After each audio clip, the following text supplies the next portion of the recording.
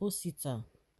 Chidoka, a former Minister of Aviation, is a top leader of the People's Democratic Party from the Southeast. In this piece, Chidoka narrates how he tried to get the PDP to give his presidential ticket to his zone and Igbo delegates to the party's national convention, which took place in Abuja last weekend, blew out.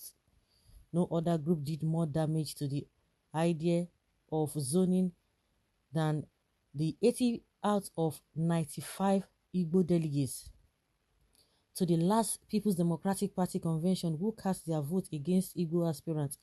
The 80 delegates and their sponsors, in a tragic display of lack of group consciousness and diplomacy of personal interests, sent the country a clear and loud message: zoning is not an issue dear to Igbo. Igbo PDP delegates told Nigerians that a president from the Southeast is not a priority and not an issue of justice and fairness. The country heard them. 2 years ago, I approached Governor Peter Obi, Senator Ike Madu, and Senator Pius Ayim and spoke on the phone with Governor Dave Umahi with a single message: run for the presidency of the Federal Republic of Nigeria. Governor Peter Obi, at 2 meetings, told me he would not like to run against Atiku Abubakar and would consider a run of the party zone. The president's he will run consider a run if the party zoned the presidency to the Southeast. Senator Madu expressed his preference for the governorship of Enugu State. Senator Ayim said he was watching the terrain, especially the zoning arrangement, and will feed me back. Governor Umahi was non-committal. I continued the engagement as I believed that these men had sufficient name recognition and networks that will aid a competitive run. As time progressed, I started the campaign of zoning, calling on the country to respect a national agreement and convention. The campaign gathered steam as I traversed TV stations, online media, and radio stations, pushing the logic and rationale for zoning. I was a member of the PDP zoning committee for party offices and used the platform to argue strongly for zoning the chairmanship to the north.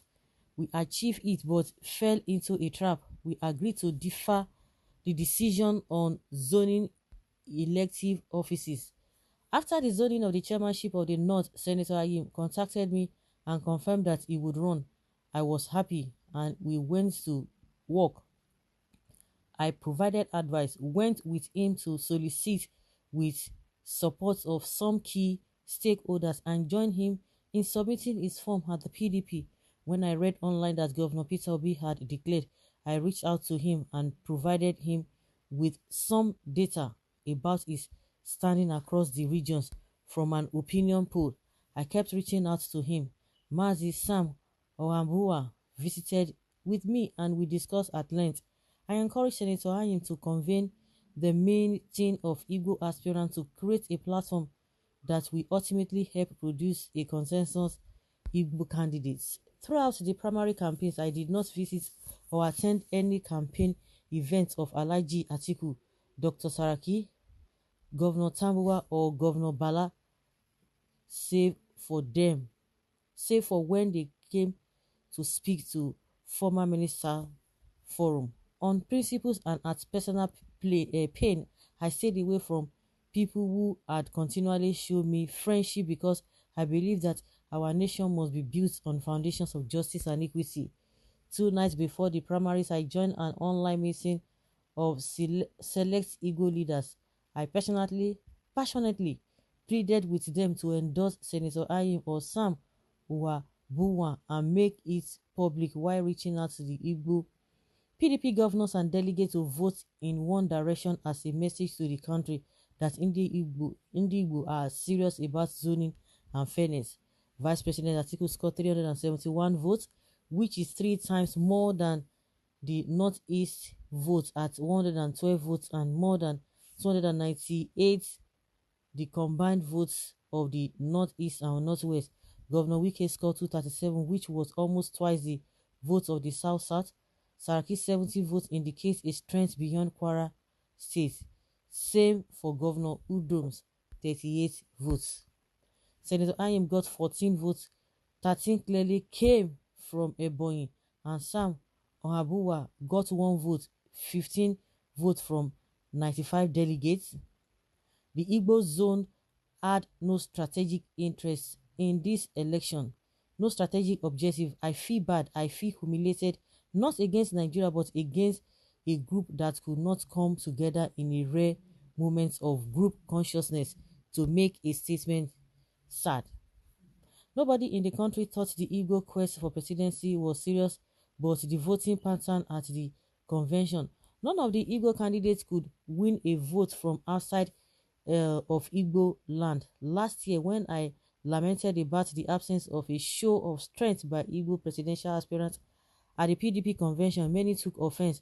Many Igbo disagreed with me when I said that the 3 most influential politicians in Nigeria were Goodluck Jonathan, Yemi Osinbajo, and Atiku Abubakar. The evidence is playing out. One can only become president of Nigeria through a national platform. President Buhari learned that lesson and built a national coalition in 2015. Dr. Nnamdi Azikiwe, Malam Aminu Kano, Chief Obafemi Awolowo, and Alhaji Waziri Ibrahim all experienced it and tried to form a progressive national alliance.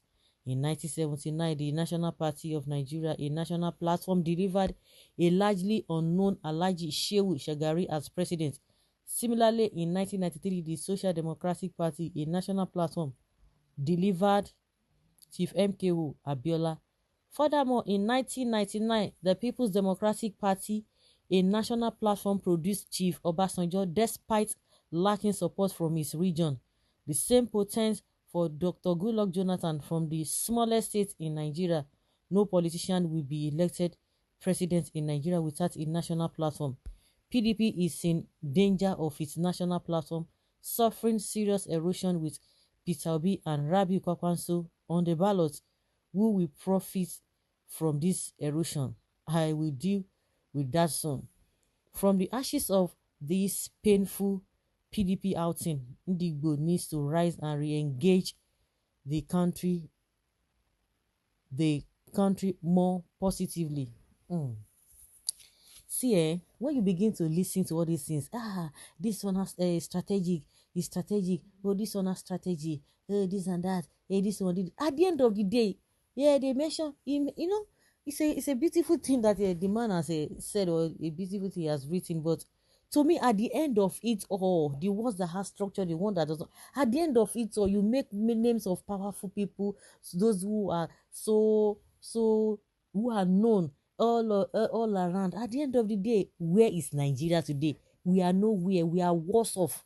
Whether you devote you zone the presidency to this one, or you did not vote to this one, or you did not it makes no sense. If as a country we are nowhere, forget it. The people who are enjoying this country are just the politicians, and that's why they can just be calling themselves left, right, and center. Give them who among them that was not born in this country, who has not been in this country for a very long time while they were small, till today they've been hearing Nigeria has been so bad. Then they have the opportunity. Then why can't they do the right thing? Is it by zoning that is now making Nigeria not to progress, or what? Or we are having wrong people at the helms of affairs of this country? Or you want to tell me, oh, Buhari